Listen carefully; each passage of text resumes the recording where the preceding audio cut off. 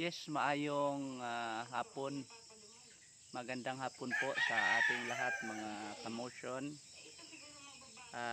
Ngayon pong hapon nandito tayo sa sa bukid.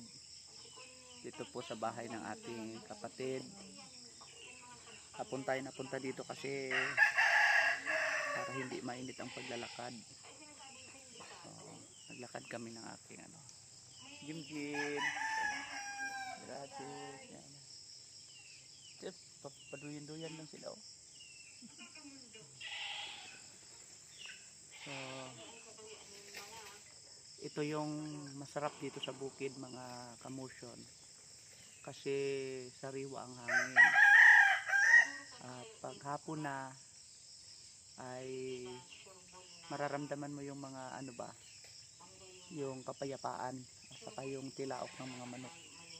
Yan. Hapon na kasi isabihin magtatapik silid na. Kaya masaya ang manirahan sa bukid. Maraming pagpapala dito. Nakakatulong ito pagdating sa kalusugan. Ay sigurado talaga na healthy ang inyong kinakain, ang sariwang hangin na inyong ini-inhale, very clean, no? Saka nakakapag ka dito halaga ng mga hayop. Kita nyo dito may mga kambing.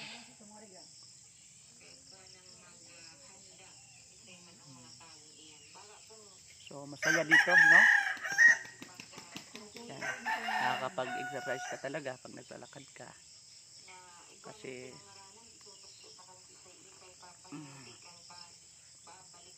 bira nating matumpungan yung mga kapatid na nandito sa bukid kasi palagi silang nasa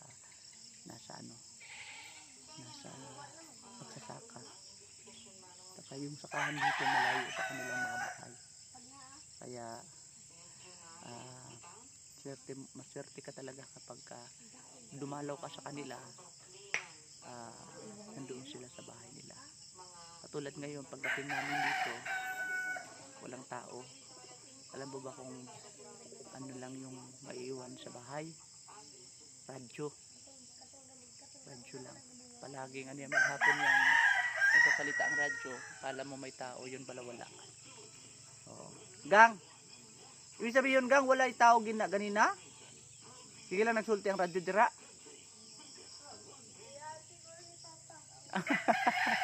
Ay, papa ni mo gang? Nasa kabaw.